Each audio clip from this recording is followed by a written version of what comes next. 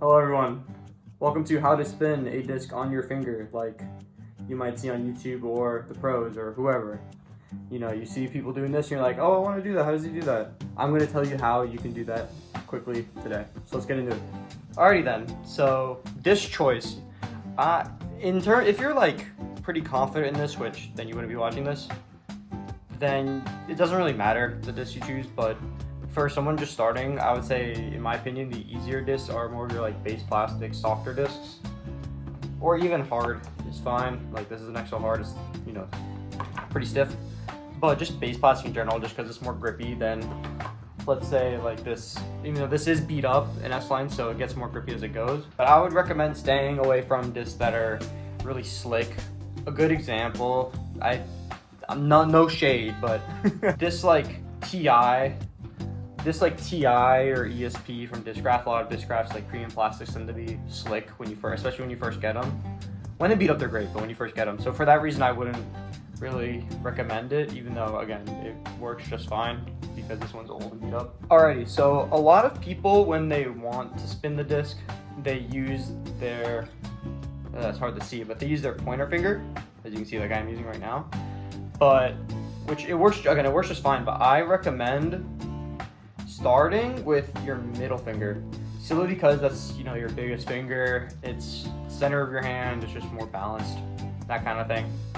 I start with a sort of this kind of position where my fingers are spread out, and the biggest thing is the finger that you want to spin the disc on. So my middle finger is on. There we go. Right above it, you see the nipple of the disc, or the middle of it.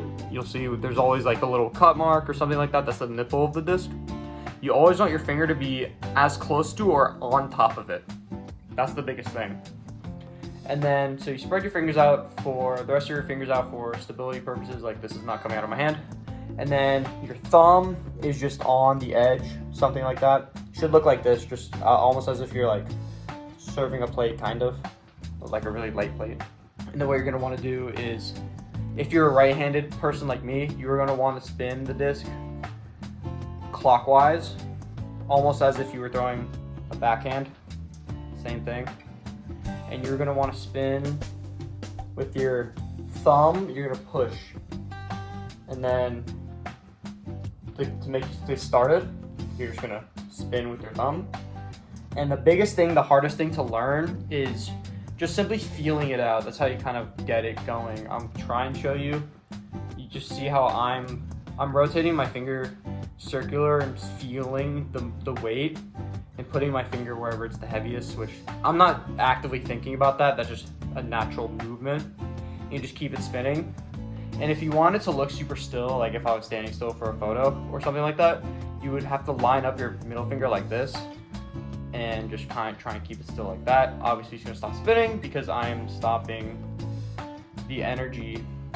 I don't know, I'm sounding too scientific, but I'm stopping the active rotation that's making it spin. I'm spinning my finger in a circle actively to keep it spinning. It's gonna come down with a lot of practice. You just need to practice.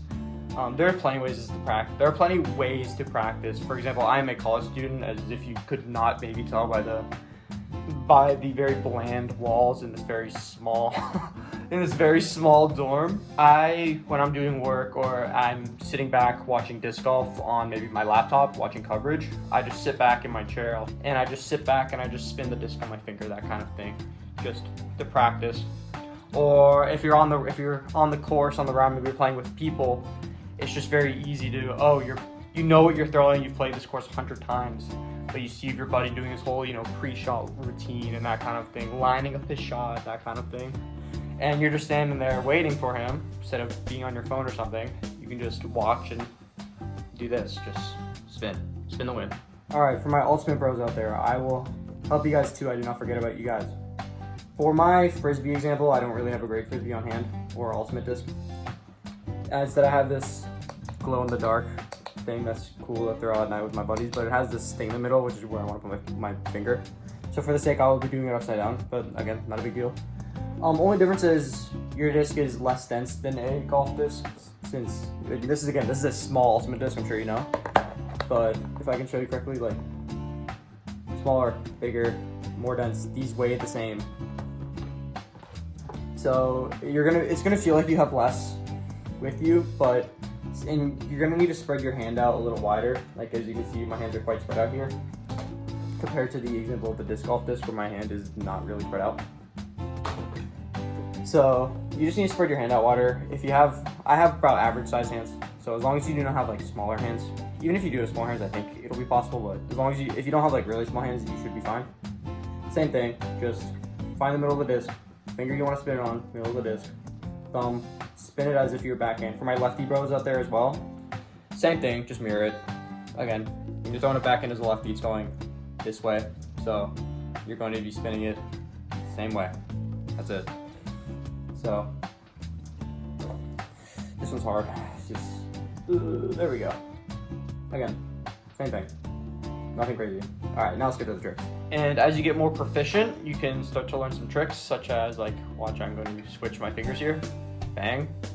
I know I'm so good. And you can switch back on my middle, and then even, that's a work in progress. I'm working on trying to do it with the ring finger as well. If I look, I can do it.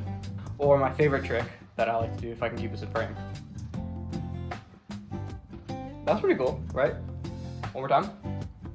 And see, that's why soft base plastics for this are so good, because, you know, again, because this is soft, it absorbs the impact of, I just flipped you off. It absorbs the impact of my middle finger and stays there instead of like bouncing or even hurting your middle finger. But that's about it. Just know, just feel it out. Just feel the pressure when you're spinning it. Once you get it, once you do it a couple times, you'll figure it out, and it'll be quite simple from there. Just practice, that's it. But yeah, thank you so much for watching. Just practice and you should get it. If you have any questions, leave them in the comments. I'll try to answer the best of my abilities quickly as possible. Again, because I don't have that many comments to look through. So I love engagement, I love talking to you guys. And I will leave you with one attempt at a really cool trick, from middle finger jump to pointer finger. And there it is. Have a good day. See you guys in the next one. Like and subscribe if you like the video for more tutorials. Thank you. Have a good one. Peace.